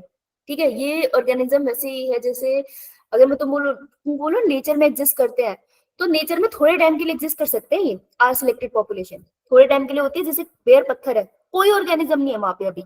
मान लो वोल्केनिक इरप्शन हो गई, तो अब ये जो वोल्केनो से पत्थर से बन गया ना बेटा, यहाँ पे और कोई कॉम्पिटिशन तो है ही नहीं, तो यहाँ पर जो पहला ऑर्गेनिज्म आएगा दैट वुड बी, कौन आता है सबसे पहले? भगवान से डरो, कौन आएगा? बैक्टीरिया। हाँ, माइक्रोब्स एंड देन मॉसिस, ये बढ़ते थे हम, पत्थरों को Yes, लगते हैं, ma'am. पत्थरों को तोड़ते हैं।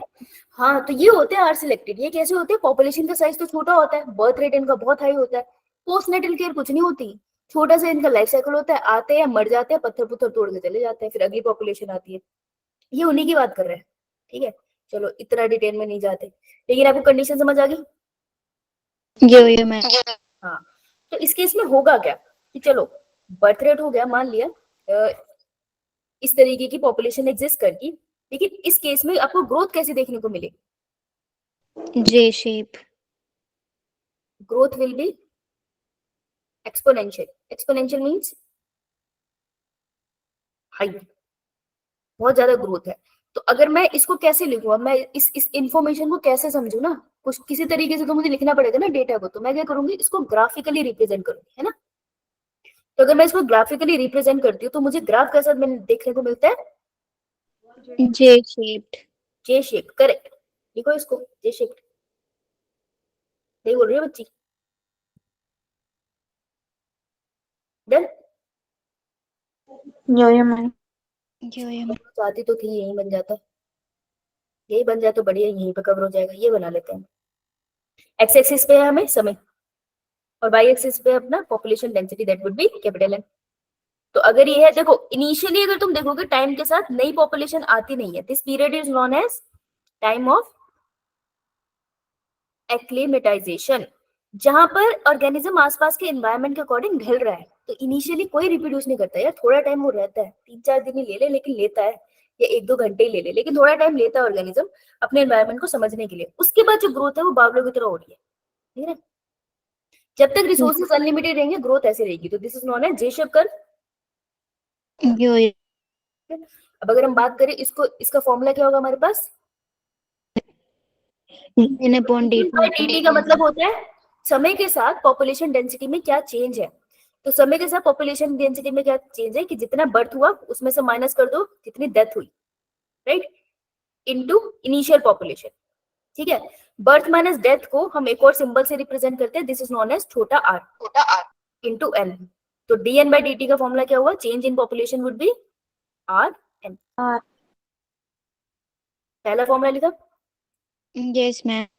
और r स्टैंड्स फॉर, r का मीनिंग क्या होता है? Intrinsic rate of natural सबसे increase. पहले तो इंट्रिंसिक, इंट्रिंसिक मतलब पॉपुलेशन के अंदर की बात हो रही है, ठीक है, बाहर की कंडीशन की बात नहीं कर रहा, तो ये इंट्रिंसिक है। पीवाईक्यू में आपको एक्सट्रिंसिक लिखा मिलेगा।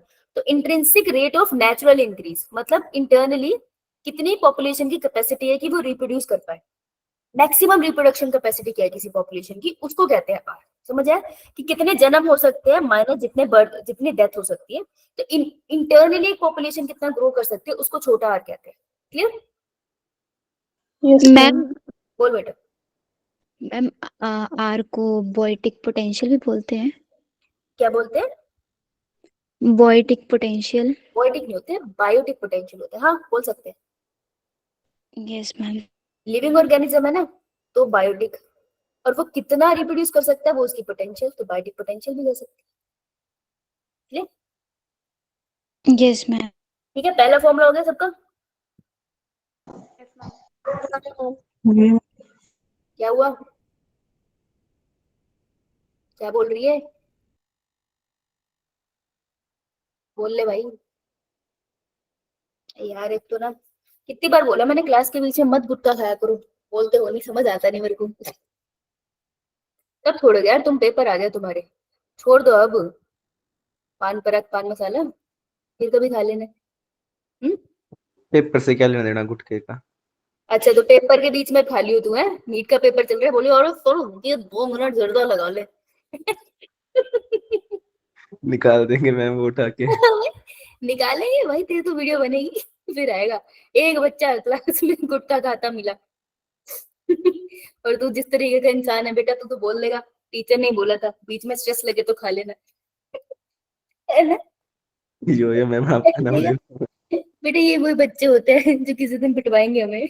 बेटा पैराग्राफ देख ले नीचे, उसमें 2 नंबर का क्वेश्चन है जो तेरा खा लिया जाएगा कि यहाँ पर ये जो आर की वैल्यू है ना वो दे रखी है कुछ केसेस में, दिमाग नहीं लगाना है। मैं पहले बोल रही हूँ कुछ चीजों में दिमाग नहीं लगाना है क्योंकि इन्फॉर्मेशन पार्शियल है, तुमको कैसे समझ आएगी। अगर समझने बैठोगे तो पेपर तो इस साल का तो निकल ही जाएगा, है ना। तो उसको याद कर लेते हैं कि आर की वैल्यू दे रखी है 0.015 है ना। ट्रस्ट नहीं भाई, तुम उल्टा सीधा करवा दो। रुको एक सेकंड, ऐसे तो मैं स्टडी लेकिन इतनी भी स्टडी नहीं हूँ, नंबर गलत हो सकता है यार। 0.015, हाँ किसके केस में? In the case of rat. ए बेटा रैट नहीं है वो, नॉर्वे की रैट है, समझ आई? Yes, ma'am. पूरा लिख ले, नहीं तो नॉर्वे की जगह इंडियन रैट मत लिखाना, ठीक है। दूसरा दूसरा दूसरा दूसरा इस 0.12 ऑर्बिटर, बीत बीत बीत बीत गया, बीतने दो। नेक्स्ट इज, नंबर बढ़ता जा रहा है। Human population Human population in India. 0.0205 human population कहाँ पर है? India. इंडिया में हिंदुस्तान में। कौन सा ईयर? 1981. 81 1980, है ना। ये वही साल है जिस साल मेरा भाई पैदा हुआ था। भाई 81 नहीं, लेकिन इसी लाइन में पैदा हुआ था। देखो इंसानी पॉपुलेशन भी बढ़ती चली जा रही है, इसका भी कंट्रीब्यूशन है। बताओ, मुझे ऐसे याद होते हैं डेट्स, तो मैं तो ऐसे करती हूँ। ठीक है जी, ये डेटा ऐसे कैसे लिख लो, याद रह जाएगा। लर्न करना है, दिमाग नहीं लगाना, समझे? Yes, ma'am. अच्छा, अब जो तुम्हारा ये जो है था एक्सपोनेंशियल ग्रोथ इक्वेशन था, उसके अंदर सब कुछ लॉग लॉग घुसा दो। जब लॉग लॉग डालोगे ना तो थोड़ा सा यही सेम फॉर्मूला कठिन हो जाएगा। कठिन में कैसे हो जाएगा? पहला वाला फॉर्मूला क्या था? चेंज इन पॉपुलेशन को कैसे लिखते हैं हम? NT plus DN over DT हाँ, डीएन ओवर डीटी, टाइम के साथ जो चेंज हो रहा है इक्वल। RN। RN. और इसी को मैं एक और तरीके से लिख सकती हूँ, DN over DT equals to into N into N. पहला फॉर्मूला तो ये हो गया, शाबाश। दूसरा फॉर्मूला अपने क्या लिखा है? NT. Anti stand for, Population density after time T. हाँ मैंने पहले पॉपुलेशन डेंसिटी देखी थी, अब कुछ टाइम के बाद मैं देख रही हूँ, ठीक है। तो लेट्स से मैं 2024 में देख रही हूँ, पहले मैंने पॉपुलेशन डेंसिटी देखी थी 2000 में, ठीक है। तो पॉपुलेशन डेंसिटी एट टाइम 0, हम जब पहले की बात करो कंपैरिजन तो करोगे ना, तो कैसे कहेगी पॉपुलेशन इंक्रीज हुई है? जब तक तो पीछे वाले से कंपेयर नहीं करेगी ना, तब तक कह ही नहीं सकती पॉपुलेशन इंक्रीज हुई है। तो जो पहले वाला था उसको बोल देते हैं N0, तब हम लिख रहे हैं कि टाइम 0 है ना। जैसे मैंने 2000 बोली, इन्होंने उसको 0 ही बोल दिया, ठीक है। Equals to into E R RT. RT. is base ma'am of क्या पूछ रहे natural term. E is natural logarithm, ठीक है। इसकी वैल्यू याद करने की जरूरत नहीं है, तो इसका तो नहीं पड़ेगा। R is intrinsic rate of natural increase, वही कितना इंक्रीज हो सकता है, T is time, उस पर्टिकुलर टाइम की बात हो रही है। तो जो तुमको याद रखना है वो ये N0 और E के बीच में मल्टीप्लीकेशन का साइन है। R और T सर के ऊपर बैठे हुए हैं, और R हमेशा इंट्रिंसिक रेट की बात कर रहे हैं कि ऑर्गेनिज्म कितना रिप्रोड्यूस कर सकते हैं, उसकी बात कर रहे हैं। इंट्रिंसिक वर्ड याद रखना, क्लियर? Yes, ma'am. चलो नेक्स्ट चलते हैं हम लोग लॉजिस्टिक ग्रोथ। आज ये लॉजिस्टिक ग्रोथ की बात कर लेते हैं। लॉजिकल ग्रोथ तो यही है। लॉजिस्टिक ग्रोथ क्या कहती है? एक टाइम तो ग्रो करेगा लेकिन उसके बाद पॉपुलेशन डिक्लाइन भी होगी। तो इसी पे बना ले यार, इस पे बनेगा। तो लॉजिस्टिक ग्रोथ की कंडीशंस क्या है? मैम ये लिमिटेड रिसोर्सेज होंगे. ग्रोथ भी लिमिटेड रिसोर्सेज कैसे हैं? लिमिटेड। Resources limited. ऐसी वाली पॉपुलेशन को अपन बोलते हैं के सिलेक्शन पॉपुलेशन। ये वो पॉपुलेशन है जिसको नेचर कंट्रोल करती है, ठीक है, नेचर का असर इस पे काफी पड़ता है, ये वो वाली पॉपुलेशन है के सिलेक्शन। इनका लाइफ साइकिल कैसा होता है?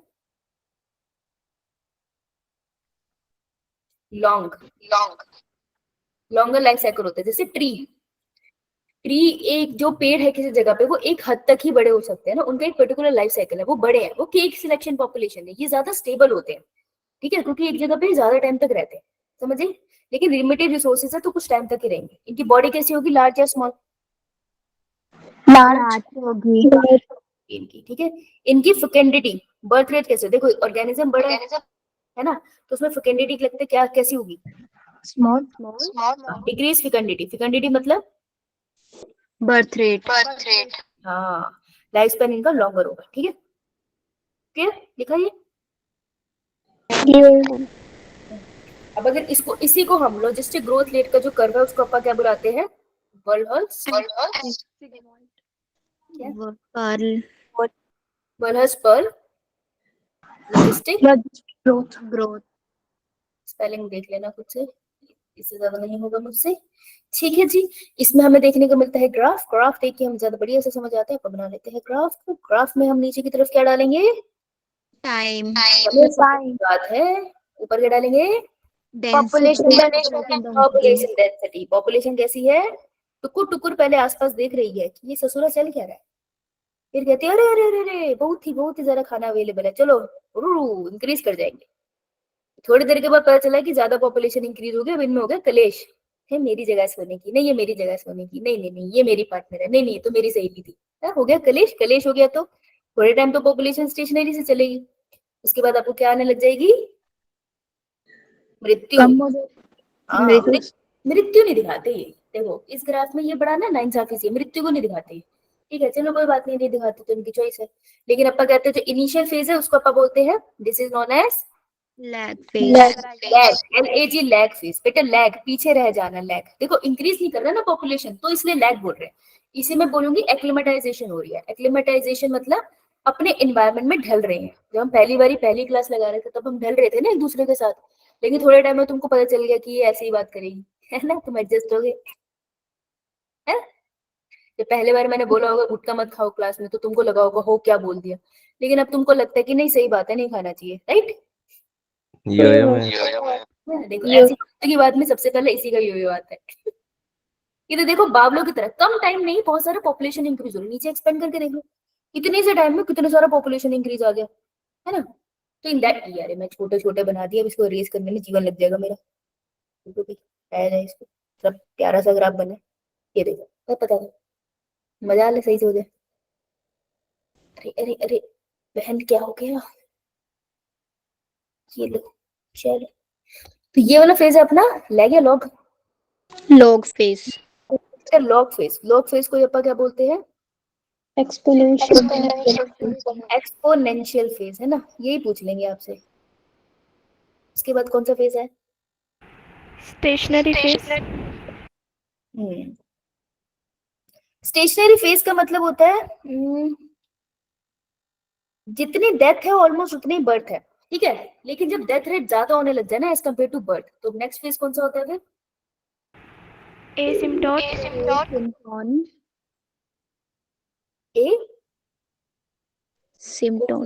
नहीं, एक सेकेंड, ये तो हम सही बात बोल रहे हैं, एक्चुअली ये होता है हमारा डेथ फेज आ जाता है हमारा। ए सिम्टोम नहीं है, ए सिम्टोम उसको बोलते हैं। एक सेकंड यार, लोचा था एनसीईआरटी में, रो रो रो, अबे बाहर निकाल भाई, कीप करना है इसको, ठीक है। यहाँ पर एनसीईआरटी ने गलत लिखा था, मेरे को याद है। कौन सा चैप्टर है, नाम बताना? Organism and population. एनसीईआरटी ने गलत लिखा था इस ग्राफ। रुक जाए जरा, हम उसे ढूंढ के निकालेंगे, फोन करे अभी है ना टाइम, हाँ हाँ है, इतना टाइम तो है।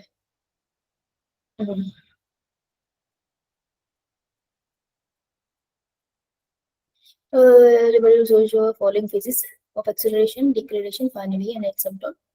लैग फेज, एक्सेलरेशन, डिक्लेरेशन, हाँ देखो देखो,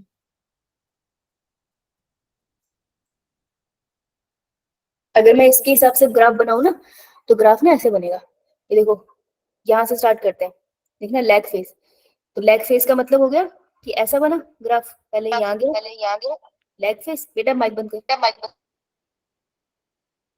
ठीक है। फिर वो बोल रहा है एक्सेलरेशन, एक्सेलरेशन कुछ इस तरीके से जाएगा, है ना। फिर उसके बाद वो क्या बोल रहे हैं, डिक्लेरेशन ना, तो ये ऐसे जाना चाहिए। और फिर वो बोल रहे हैं एसिम्प्टोम, एसिम्प्टोम एक्चुअली द स्टेशनरी वन, ऐसे ऐसा ग्राफ तो नहीं बना ना। No, ma'am. तो यहाँ एनसीईआरटी गलत बोलती है, देखो जो ग्राफ हमने बनाया है ना वो ग्राफ सही है, this is the right graph, ठीक है।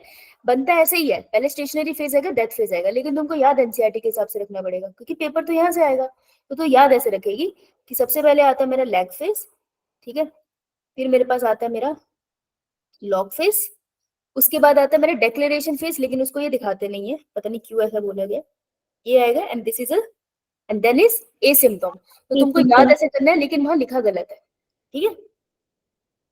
तो मैं इसको यही लिख देती हूँ कि हमें क्या याद रखना है, सबसे पहले हम रखेंगे लैग, याद रखेंगे हम लॉग, फिर हम याद रखेंगे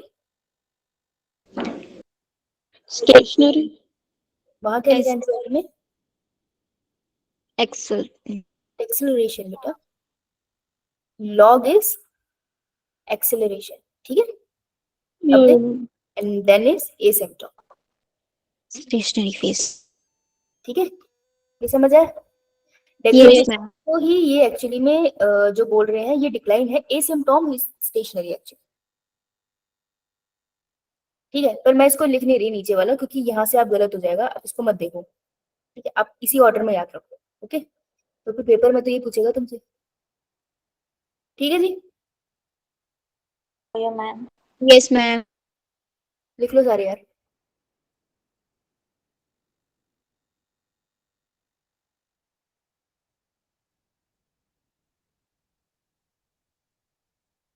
Done, ma'am. अब बात आती है के क्या है, इसी फॉर्मूला में के क्या है ये बताऊंगी, उसके बाद तुम्हारा क्लास खत्म हो जाएगा। ये क्या हो गया, कीप है, अच्छा स्लाइड खत्म हो गई, सॉरी। ये चैप्टर थोड़ा बड़ा है ना, इसमें थोड़ा सा टाइम लगेगा, लेकिन उसके बाद बहुत स्पीड पकड़ लेता है। देखो अभी बात करेगा कि ऐसा क्या हुआ कि पॉपुलेशन आगे नहीं बढ़ पाई, व्हाट वाज द रीजन, कि यहाँ तक पॉपुलेशन गई थी एक पॉइंट तक, एस एस शेप का, ये कब बनता है हमारा एस शेप, एस तक गई, उसके बाद पॉपुलेशन आगे नहीं बढ़ पाई। तो ये जहां तक बढ़ पाई है ना, वो मैक्सिमम कैपेसिटी है नेचर की, मतलब नेचर कितना झेल सकते हैं किसी ऑर्गेनिज्म को, उसके बाद वो झेल नहीं सकती, ना उसके पास जगह है देने की कि ऑर्गेनिज्म रहे, ना उसके पास खाना है उस ऑर्गेनिज्म को देने के लिए। तो ये जो नेचर की कैपेसिटी है ना, अपन इसको रिप्रेजेंट करते हैं by capital K, K. Stand for Carrying capacity. किसकी carrying capacity, nature's carrying capacity. और इसका मतलब क्या है कि नेचर कितना किसी को झेल सकती है, उससे ज्यादा झेल नहीं पाए, राइट। तो नेचर कैरिंग कैपेसिटी जब ज्यादा हो जाती है, देखो पहाड़ों पे जब लोग इतना आते हैं, नेचर की कैपेसिटी है कि यार पहले पहाड़ी लोग पहाड़ों पे रहते थे, होता था कभी कोई लैंडस्लाइड इतना कॉमन, अपने घर वालों से पूछो उनके, जब वो छोटे थे तुम्हारी एज में, लैंडस्लाइड वगैरह इतना कॉमन चीजें नहीं थी, क्योंकि पहाड़ों पे जरा पहाड़ी लोग रह रहे थे ना, तो नेचर की कैरिंग कैपेसिटी थी कि कुछ लोगों को तो वो झेल लेगा। लेकिन अब टूरिज्म बढ़ गया, तो चलो टूरिज्म इंप्लॉयमेंट लेकर आए, इकोनॉमी को बढ़ा रहा है, दैट्स ट्रू, लेकिन नेचर की कैरिंग कैपेसिटी थोड़ी थी, अब पहाड़ों के पास इतनी हिम्मत थोड़ी है कि सबको झेल ले। इस वजह से अब लैंडस्लाइड ज्यादा होते हैं, आपको देखने को मिलेंगे, बहुत कॉमन है लैंडस्लाइड, राइट। इस वजह से पानी स्कार्सिटी ज्यादा होने लगी है। तो क्या हुआ है एक्चुअल में, इकोलॉजी के सेंस में बोलूं तो कैरिंग कैपेसिटी को हमने छेड़ दिया है, कैरिंग कैपेसिटी इतनी थी, लेकिन पहाड़ों पर लोग इससे ऊपर जा रहे हैं, तो ऑब्वियसली नेचर बर्दाश्त नहीं कर पाएगी ना, इस वजह से नेचुरल डिजास्टर ज्यादा आ रहे हैं, समझ आई। Yes ma'am. तो अब क्या करोगे, इन्हीं फॉर्मूले में देखो, change in population density dn by dt, पहले क्या था आर Rn, अब तुम इसमें नेचर की कैरिंग कैपेसिटी को मार दो, ठीक है, के को नेचर की कैरिंग कैपेसिटी को ऊपर भी रखो और नेचर नीचे भी है, अब उसको माइनस कर दो इनिशियली जो डेंसिटी है उससे, याद रखना नेचर ऊपर भी है नीचे भी है, तो के को ऊपर नीचे दोनों तरफ लिखना है, ठीक है, और जो इनिशियल डेंसिटी थी n उससे माइनस करना है, समझ आई। Yes, ma'am. Yes, ma'am. और आर अभी भी intrinsic rate of natural increase है, के stands for carrying capacity, okay. Yeah, ma'am. तो ऐसी ग्रोथ कैसे होती है, इनफाइनाइट या फाइनाइट, Infinite. लिमिटेड, और लिमिटेड का दूसरा वर्ड होता है Finite. फाइनाइट, हाँ, क्लियर। यो मैम। बहुत है। इसके बाद हमारा अगला पार्ट आता है, हमारे पास आएगा पॉपुलेशन इंटरेक्शन। इंटरेक्शन में सोचो सही है, कुछ नहीं एग्जांपल्स याद करने। Then will try to do ecosystem. कल कोशिश करेंगे कि इकोसिस्टम निपट जाए यार। अच्छा कल संडे है, Yes, ma'am. अगर कल क्लास रखूंगी तो आ जाओगे? Yes ma'am. सुबह या शाम को? शाम को। शाम को। अच्छा मतलब मेरे को घर वापस जल्दी आना पड़ेगा। अच्छा तो तुम मुझे एंजॉय नहीं करने दोगे जिंदगी है? चलो ठीक है।